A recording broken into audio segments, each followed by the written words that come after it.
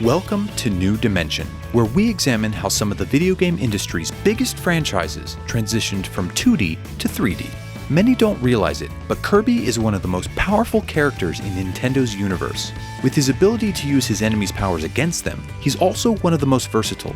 Too bad the same thing can't be said about his video games. Going back more than a decade to the Super Nintendo, Kirby's mainline releases have been stagnant. And since Kirby's return to Dreamland for the Wii, the core games have included little variation. The Kirby catalog is flush with 2D platformers built around his copy abilities. They are generally designed to be easy and often include cooperative play as a main feature.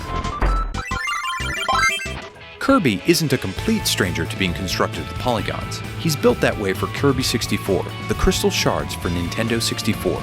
But the gameplay still operates on a classic 2D plane for what's known as 2.5D. Spin-offs like Kirby's Air Ride and Kirby's Tilt and Tumble allow him to move in 3D space, but he's never appeared in a platformer where you have full 360-degree freedom of control. Until now anyway, with Kirby and the Forgotten Land for Nintendo Switch. It's not only a full 3D platformer, but it also adds other tenets of modern gaming like upgrades and optional missions. Has it strayed too far from its 2D roots? Or has Nintendo found a smart way to finally bring this classic series into the third dimension? The objective in almost every Kirby game is to save Dreamland, or some other analog world he gets transported to. Usually there's some evil cosmic being standing in his way. He also has a list of rivals that somehow find him no matter where he goes. He must defeat characters like Meta Knight and King Dedede in almost every game, but the reasoning is often paper thin. Either they've been brainwashed or they just feel the need to test the little pink puffball. Kirby games always have a cheerful, day-glow aesthetic that belies its surprisingly dark plots. Simple premises aside, the classic 2D Kirby games don't have much overt storytelling. There's typically an opening cutscene to set up the plot, short vignettes at the beginning of each world to set the stage, and then another cutscene when the true antagonist is revealed. There isn't a lot of exposition or wordy conversations in any of them. Kirby Superstar adds a lot more explicit storytelling into some of its later sub-games, while the modern Kirby games add grander cutscenes and more involved premises without becoming overly complex. Kirby and the Forgotten Land follows a similar path to Kirby's other games. A mysterious portal opens up on planet Popstar, sucking Kirby, his allies, and everyday objects into a new dimension that looks a whole lot like a post-apocalyptic Earth. A band of intelligent animals known as the Beast Pack has taken over, and they quickly capture all the Waddle Dees, some of the longest-running creatures in the Kirby universe. They are typically his enemies and pawns of King Dedede, but here they are allies he must rescue. The Waddle Dees also set up a town for Kirby to unlock supplies and upgrades. This new investment in the game's setting is a big shift when locations in prior games have been little more than a backdrop. The Forgotten Land also includes a lot more dialogue than most Kirby games. Both the inhabitants of the town and Kirby's new mouse-like friend are extremely chatty, while Kirby himself remains a silent protagonist. There is no real voice acting in these conversations, but it's at least a step towards making Kirby and crew feel like actual characters. The storytelling structure follows a similar path found in Kirby's prior games. There are a couple cutscenes right at the beginning to establish the setting, characters, and friction, but not much after that until 2/3 of the way through, where an incident changes the focus. Then, in the final act, things move very quickly with several twists. This erratic exposition results in the player focusing heavily on its gameplay for huge stretches of the campaign, and makes the Forgotten Land unbalanced. If you can think of a kid-friendly type of game, Kirby has probably starred in one. Even the mainline releases cover a wide spectrum of platforming design. Some are straightforward platformers where the only goal is to get from the beginning of each level to the end, and the only hidden secrets are occasional health items or power-ups. On the other end of the spectrum, there are games where exploration and finding secrets are the main thrust. Kirby Superstar for the SNES is unique among Kirby games in that it consists of 5 discrete games all running on the same engine. They truly run the gamut of design, with the simplest being Spring Breeze, a condensed remake of the already short Kirby's Dream Land. It serves as the tutorial and includes few secrets. Meta Knight's Revenge is one of the tougher, more involved games, but it's also straightforward since it's story-focused and institutes a timer. Dynablade is more complex since it focuses on Kirby's various abilities and uses a world map, but it's extremely linear and only includes a couple secret areas. Milky Way Wishes is a major step up, as Kirby has to find permanent ability power-ups rather than absorbing them from enemies. Finally, the Great Cave Offensive is entirely focused on finding treasure. It actually allows you to rush to the end, but you'll miss whole areas and one of the 4 worlds entirely. It's one of the first signs of flexibility in how you complete a Kirby video game. The other SNES Kirby game, Kirby's Dream Land 3, goes even farther in hiding its secrets. The level design is not complex if you want to just reach the end, but to unlock the game's true ending, you must complete a specific task in each one, like watering flowers, collecting secret items, completing minigames, and more. These tasks can either be obvious or arcane, and some in the later levels can be surprisingly difficult. At this point, we are starting to see a shift in focus for the franchise.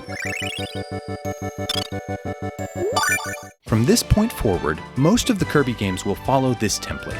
Various MacGuffins are hidden in each level, though most are barely off the beaten path or obviously signposted. Kirby and the Forgotten Land mostly leans into this trope with its MacGuffin of choice, the missing Waddle Dees. The levels themselves are built similarly to the majority of other Kirby platformers. They are comprised of mostly linear paths with branches accessed via one-way doors or warp stars. You also have to complete all the main levels in a predetermined order. Some of the later levels do start to experiment with this formula, having you double back on the same path while navigating new obstacles. One later level even approximates a fully open space. It's a tantalizing glimpse into what a true 3D Kirby game can be.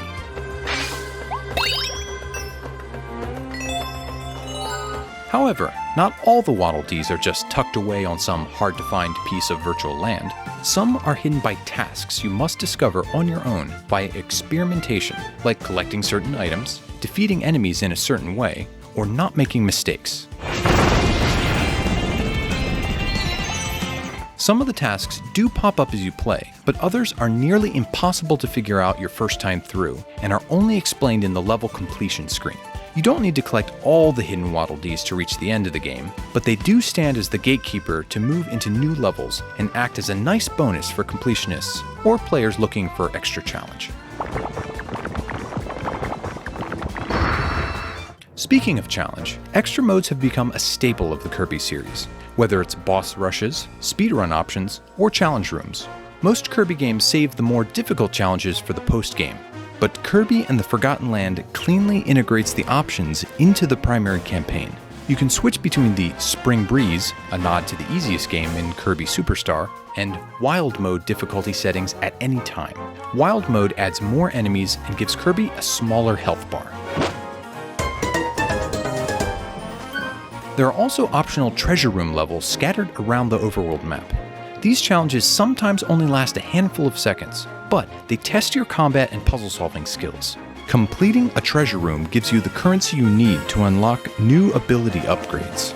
There's also a boss rush mode called the Colosseum that unlocks halfway through the campaign and plays a bit of a role in the story. The main game isn't especially challenging, but the options are there to provide a bit more resistance, even if you're playing through it for the first time. Kirby and the Forgotten Land is the first mainline Kirby game with an economy to consider. Minor collectibles aren't new to the franchise, but they typically exist to earn either points or extra lives. Instead, the star coins in Forgotten Land are used to buy power-ups, collectible figures, and upgrades to Kirby's copy abilities.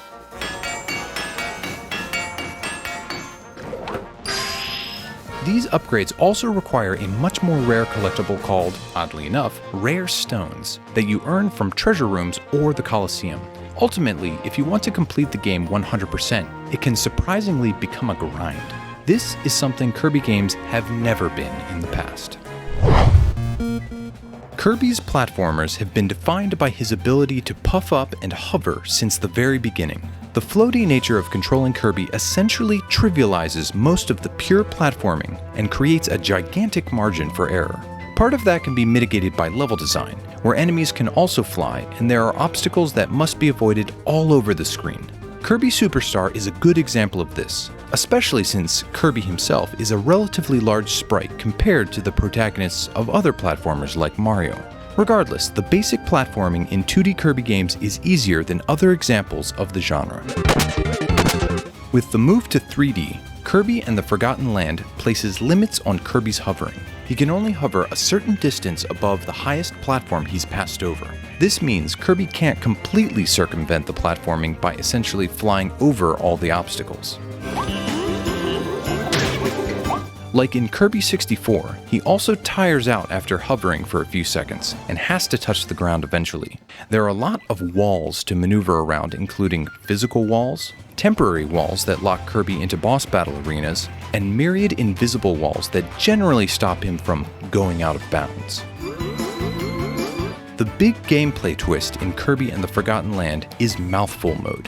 Kirby can suck up everyday objects like soda machines, traffic cones, and cars before wrapping himself around them and taking control.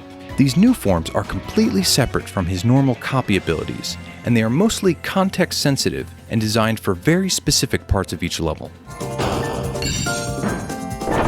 There's no hovering in mouthful mode, and taking on any of these new forms does not make Kirby invincible. Most forms come with a very specific but simplified moveset that the player must learn on the fly. Kirby's ability to suck up his enemies and use their powers against them has been fundamental to the franchise since its second release, Kirby's Adventure for the NES. In many of the early games, each copy ability only has a single attack, but each subsequent game finds a different way to augment that total.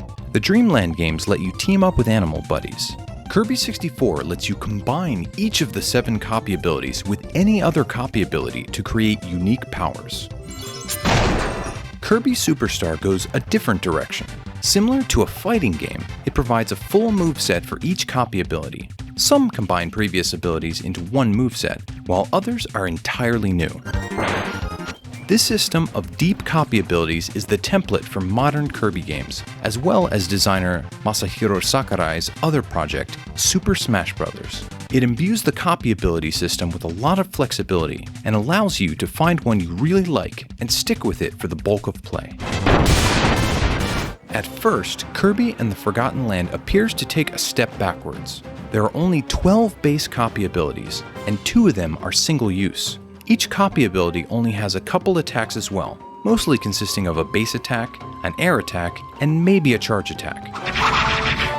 However, as part of the game's economy, you can upgrade copy abilities into new forms, which ultimately leads to 36 total variants. But that number is deceiving since the majority simply upgrade the power of an existing ability. It's a flimsy attempt at bloating Kirby's abilities and a massive downgrade compared to Kirby's most recent 2D releases, which have around double that amount.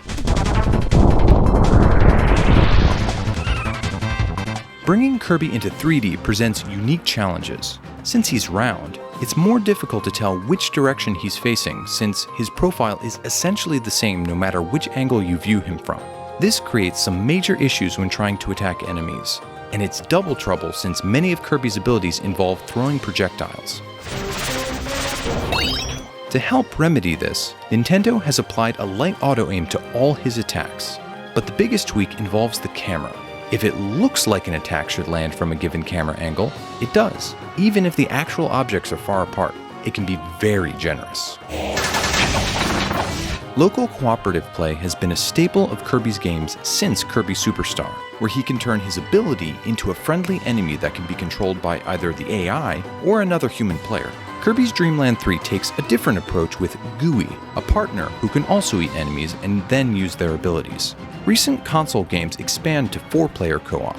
Kirby Star Allies goes all in on the concept, letting you utilize both Kirby's friends and enemies. Kirby and the Forgotten Land includes just 2-player co-op in its move to 3D. Extra players also have just one character to select and can only use a simple spear attack. Because 3D games must either render the world separately for each player with a split-screen approach, or pull the camera way back to use one screen for all players, there are technical limitations that keep 4 players from happening. It's a significant downgrade that can be almost completely blamed on the franchise's shift to 3D. Despite being just a pink ball, Kirby games somehow managed to employ a wide variety of graphical styles throughout the years. His games also sometimes push technical boundaries since they often appear late in a console's lifespan.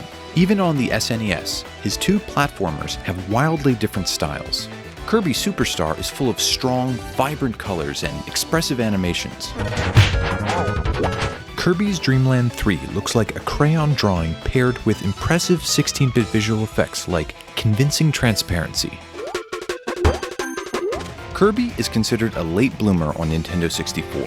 The series' final release on the Super Nintendo, Kirby's Dream Land 3, comes a full year after the Nintendo 64 is on the market. To be fair, Kirby 64, The Crystal Shards, is one of the very first examples of a 2.5D game, meaning a game that's built with polygons, but still plays on a mostly 2D plane. It even includes a rotating camera to provide some depth perception at times, a trick still employed in modern development in new 2.5D games. Kirby 64's graphics also employ a handcrafted, clay-styled look, but it will be another decade of 2D handheld games before Kirby returns to polygonal visuals.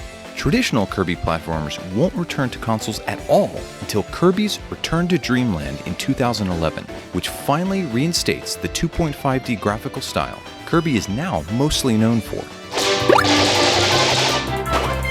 After 30 years with a mostly stagnant viewing angle, the move to 3D for Kirby and the Forgotten Land adds a lot of depth to the presentation you don't realize at first glance. All of Kirby's abilities must look right when viewed from every angle, so classics like Fire, Sword, and Needle have been redesigned from scratch to look and feel right. The animations for both Kirby and his enemies are still relatively simple, but a lot more detail is added so they look believable in 3D space. The game also uses visual features like real-time lighting and shadows to help players know when Kirby is safe to land, or to avoid enemy projectile attacks. The camera is another major part of Kirby and the Forgotten Land's presentation. While you can technically move the camera, it's more like a nudge or a suggestion. Much like his 2D games, it generally demonstrates the direction you need to go to make progress. The angle isn't static though. It dynamically moves to highlight major obstacles, tilt around objects that obscure Kirby, and keep you headed in the right direction. This linear progression and suggestion is the last hurdle Kirby needs to float over to become a true 3D platformer. Until then, its developers are making the most of these guardrails while providing a smooth transition between dimensions for longtime fans. Kirby and the Forgotten Land includes a multitude of pre-rendered CGI cutscenes. These elaborate cinematics far outstretch what the Switch is capable of displaying in real time, but do help fill in the blank spaces the real-time graphics leave behind in our imaginations. In these, the camera gets in close to the characters, which allows you to see minute details like sand on Kirby's face, the fur shading on enemy foxes, or the rust on a car. Even more prevalent are real-time cinematics that use the game's graphics engine. It's yet another case where a low-poly, stylized, cartoony look allows skilled developers to employ some advanced graphical techniques on Switch. Some performance has been sacrificed in the transition to a new dimension. Kirby's most recent 2D console games like Kirby's Return to Dreamland and Kirby Star Allies both lock at 30 frames per second. While most modern 2D platformers aim for 60 frames per second, at least the 30 frames are steady without any drops that could impact play. Kirby and the Forgotten Land targets 30 frames per second, which is typically fine for a 3D platformer, but some of the background elements and the enemies update at half that rate at times. It can be distracting, but it doesn't negatively impact play all that much. The music from Kirby's video games stands the test of time. Not only have themes like Green Greens, King Dedede's theme, and Boarding the Halberd remained staples of the series, a fan remix of the latter has just won a Grammy Award. It's just the second Grammy to be awarded to music from a video game. The versions from Kirby Superstar remain the definitive versions of many of these tracks, and there's a wide variety of tones that are set, whether it's by the calm of bubbly clouds, the intensity of Havoc Aboard the Halberd, or the speed of Gourmet Race. The tone of the tracks from Kirby's Dream Land 3 is less varied, but the songs themselves are still great. Both games use the SNES's sample capabilities to create a deep, layered sound typical of later games on the platform, which helps distinguish each track. The sound effects, unfortunately, don't hold up nearly as well, as they are mostly high-pitched squeaks and squeals. Kirby and the Forgotten Land surprisingly stays away from most of the franchise's biggest hits, and instead focuses on its own main theme. It's not bad on its own, but it's remixed and repeated multiple times through the adventure, and gets repetitive. There also isn't much done with the music and the levels themselves. Instead of the MIDI music found in early 3D games from Nintendo on the N64, the publisher has moved on to static tracks that simply play back. This removes a lot of dynamicism from the music since it doesn't rise or fall with the on-screen action. The only way it ever changes on the fly is when the music lowers when you venture into a side area or a new track plays during a minigame. There is some variety in the soundtrack when you get a chance to hear it, including some songs with actual lyrics, which is a rarity for the series.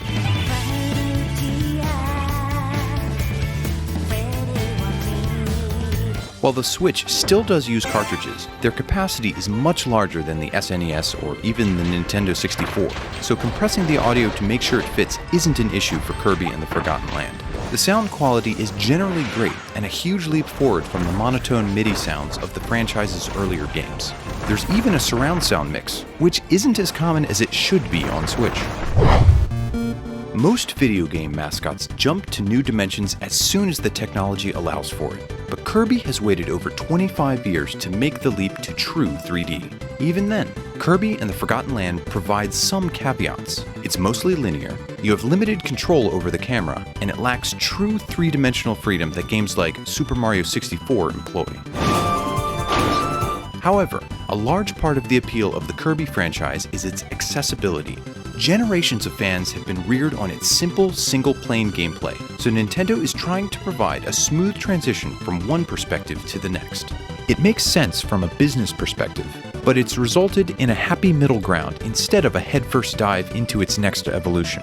A lot of that involves scaling back the gameplay elements, or using technology to provide clues for the player, but the cuts and tweaks are mostly smart and should keep longtime fans from revolting. We are still hoping Kirby can use his copy abilities to clone fully open 3D platformers in the near future, but until then, The Forgotten Land proves that the series can be great no matter which dimension it takes place in.